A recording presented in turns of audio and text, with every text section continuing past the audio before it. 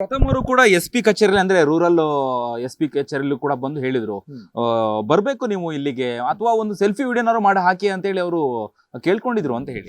Sir ಪ್ರಥಮ್ ನನಗೆ ಅದೇ ಗಲಾಟೆ ಆದಾಗೂ ಕೂಡ ಪ್ರಥಮ್ ಪಾಪ ನಾನು ಸುಳ್ಳು ಹೇಳ್ಬಾರ್ದು, ಅವ್ನು ಏನು ಹೇಳ್ದ ಅಂತಂದ್ರೆ, ಸರ್ ನಾನು ಈ ಟೈಮಲ್ಲಿ ನಾನು ಕಂಪ್ಲೇಂಟ್ ಕೊಟ್ರೆ ಬೇಲ್ ಕ್ಯಾನ್ಸಲ್ ಆಗ್ಬಿಟ್ರೆ ಸುಮ್ಮನೆ ಅಲ್ಟಿಮೇಟ್ ಆಗಿ ನನ್ನ ತಲೆ ಸುತ್ಕೊಂತದೆ ಅದು ಅಂತ ನನ್ನ ವಾಯ್ಸಲ್ಲಿ ಹೇಳಿದಾನೆ ಆ ವ್ಯಕ್ತಿ. ನಾನು ಅದು ಬಿಟ್ಟಾಕೋಣ, ನಾನು ಆಕ್ಚುಲಿ ಹೇಳಿದೆ ನೀನು ಕೊಡೋ ಬಿಡೋ ಬೇಲ್ ಅಂತೂ ಕ್ಯಾನ್ಸಲ್ ಆಗುತ್ತೆ, ಆ ಮಟ್ಟಕ್ಕೆ ಇದೆಲ್ಲ ಡೆವಲಪ್ಮೆಂಟ್ ಆಗ್ತಾ ಇದೆ ಅಂತ.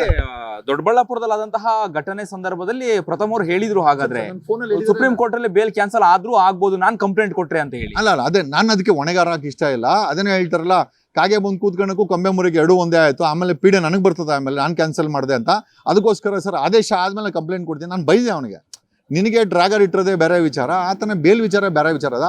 ನಾನು ಅದನ್ನು ಹೇಳಿದೆ, ಅಕಸ್ಮಾತ್ ದರ್ಶನ್ ಬೇಲ್ ಕ್ಯಾನ್ಸಲ್ ಆಗಬೇಕು ಅಂತ ಬರ್ದಿದ್ರೆ ನೀನು ಕೊಡದ್ರೆ ಹೋಗೋ 100% ಆಗೇ ಆಗುತ್ತೆ ಅಂತ. ಐ ಥಿಂಕ್ ಎಲ್ಲ ಕೋಇನ್ಸಿಡೆನ್ಸ್ ಅನ್ನೋದಕ್ಕಿಂತ sir everything has influenced is supreme ಕೋರ್ಟಿನ ಆದೇಶಕ್ಕೆ ಇವೆಲ್ಲ ಇನ್ಫ್ಲೂಯೆನ್ಸ್ ಅಂತೂ ಖಂಡಿತ ಆಗಿದೆ ಸರ್. ಅದೆಲ್ಲ ಕೌಂಟ್ ಆಯ್ತಾ ಅನ್ನುವಂಥದ್ದು, ಈ ರಮ್ಯ ಅವರಿಗೆ ಏನೋ ಮೆಸೇಜ್ ಮಾಡಿರುವಂಥದ್ದು, ಆಮೇಲೆ ಪ್ರಥಮ್ ಅವರಿಗೆ ಆಗಿರುವಂತಹ ಒಂದಷ್ಟು ವಿಚಾರಗಳು, ಇದೆಲ್ಲ ಕೌಂಟ್ ಮಾಡಿನೇ ಸುಪ್ರೀಂ ಕೋರ್ಟ್ ಈಗ ಬೇಲ್ ಕ್ಯಾನ್ಸಲ್ ಮಾಡ್ತಾ ಅಥವಾ ಹೇಗೆ? ಡೆಫಿನೆಟ್ಲಿ ಸರ್, ಅದಂತೂ ಆಗಿದೆ. ಯಾಕಂದ್ರೆ ಪ್ರಥಮ್ ವಿಚಾರದಲ್ಲೂ ಅಷ್ಟೇ, ಯಾರ ಹೆಸರು ಹೇಳ್ದ ನೋಡಿ, ಅವನು ಡ್ರ್ಯಾಗರ್ ಇಟ್ಟ ಜೈಲಲ್ಲಿ ವಾಸ್ ಎ ರೂಮ್ಮೇಟ್ ಅಂತ ಅದೇ ಪ್ರಥಮ ಹೇಳಿದ್ದು. ನಮ್ಗೇನು ಗೊತ್ತಿಲ್ಲ, ಬೇಕರಿ ರಘುನ ಯಾರೋ ಅಂತ. ಸರ್ ಯಾರೇ ಆಗಿರ್ಬೋದು, ಕಾನೂನನ್ನ ಕೈ ತಗೊಳಕ್ ಹೋಗ್ಬಾರ್ದು ಸರ್. ಈಗ ನಮ್ಮ ವ್ಯವಸ್ಥೆನಲ್ಲಿ ಪೊಲೀಸ್ ಸ್ಟೇಷನ್ ಇದೆ, FIR ಇದೆ, ಕೋರ್ಟ್ಸ್ ಇದೆ, ಜೈಲಿದೆ ಸರ್. ನಾವೆಲ್ಲರೂ ಕೂಡ ಅದನ್ನೆಲ್ಲ ನೋಡಿ ಬಂದಂಥವ್ರು, ಅನುಭವಸ್ಥರು, ವಾದ ಮಾಡಿದಂಥವ್ರು ಸರ್. ಎಷ್ಟು ಸೂಕ್ಷ್ಮವಾಗತ್ತೆ ಅಷ್ಟು ಸೂಕ್ಷ್ಮವಾಗಿ ನಾವೆಲ್ಲ ನಮ್ಮಲ್ಲೂ ಕೂಡ ಒಂದಷ್ಟು ಹುಡುಗಾಟಗಳಿತ್ತು, ಇಲ್ಲ ಅಂತ ಹೇಳ್ತಲ್ಲ, ನಾವು ಕೂಡ ಬದಲಾವಣೆ ಆಗ್ತಾ ಇದ್ದೀವಿ ಸರ್. ಆ ರೀತಿ ಅವ್ರಿಗೂ ಕೂಡ ಬದಲಾವಣೆ ಆಗಿದ್ರೆ ಒಳ್ಳೇದು. ಬಟ್ ಇಲ್ಲಿ ಬದಲಾವಣೆ ಆಗೋ ಯಾವುದೇ ಸೂಚನೆ ಕಾಣಿಸ್ಲಿಲ್ಲ. ಈಗ ಅವರ ವಿಚಾರ ಮಾತಾಡಬಾರ್ದು ಅಂತ ಐ ಥಿಂಕ್ ಅವ್ರ ಮನೆಯಿಂದ ಮೇಡಮ್ ಅವರು, ಮಿಸಸ್ ಅವರು ಸ್ಟೇ ತೊಗೊಂಡ್ಬರ್ತಾರೆ.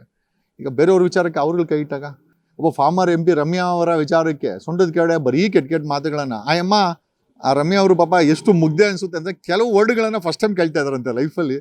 ಸೊ ಆ ರೀತಿ ಅಂದಾಗ ಸಮ್ವೇರ್ ಐ ಫೀಲ್ ಸರ್ ಇದೆಲ್ಲ ಇನ್ಫ್ಲೂಯೆನ್ಸ್ ಆಗಿದೆ. ಇನ್ಫ್ಲೂಯೆನ್ಸ್ ಆಗಿನೇ ಇವತ್ತು ನಮ್ಗೇನು ಖುಷಿ ಇಲ್ಲ. ಯಾರನ್ನೋ ತೊಗೊಂಡು ಜೈಲೆಲ್ಲ ಹಾಕಿದ್ರೆ ನಮ್ಗೆ ಯಾರಿಗೂ ಖುಷಿ ಇಲ್ಲ.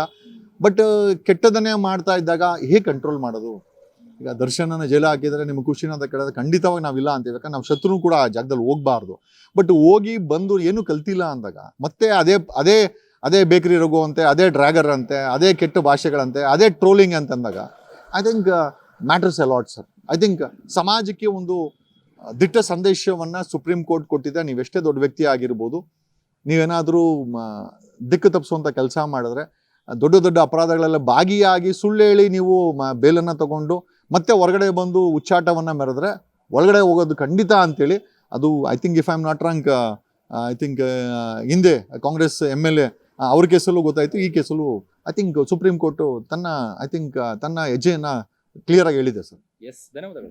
ನಾನು 86 kg ಇದ್ದವಳು 71 kg ಬಂದಿದ್ದೀನಿ. ವಯಸ್ಸಾದ್ಮೇಲೆ ಸ್ಮಾರ್ಟ್ ಆಗಿ ಕಾಣ್ತೀರಾ ಅಂದ್ರೆ ಜಿನ್ನಿ. 126 kg ವೇಟ್ ಇದ್ದು ನಾವು ಈಗ 114 kg ಲೆಕ್ಕ ಬಂದಿದ್ದೀವಿ. ಯಾವುದೇ ಸೈಡ್ ಎಫೆಕ್ಟ್ ಆಗಿಲ್ಲ. 84 ರಿಂದ 50 kg ಬಂದೆ, ಆಮೇಲೆ ಸಣ್ಣಗೆ ಫಿಟ್ ಆಗಿದ್ದೀನಿ. ಅದಕ್ಕೆ ನಾನು ಯೂಸ್ ಮಾಡ್ತಾ ಇರೋದು ಜೀನಿ ಸ್ಲಿಮ್.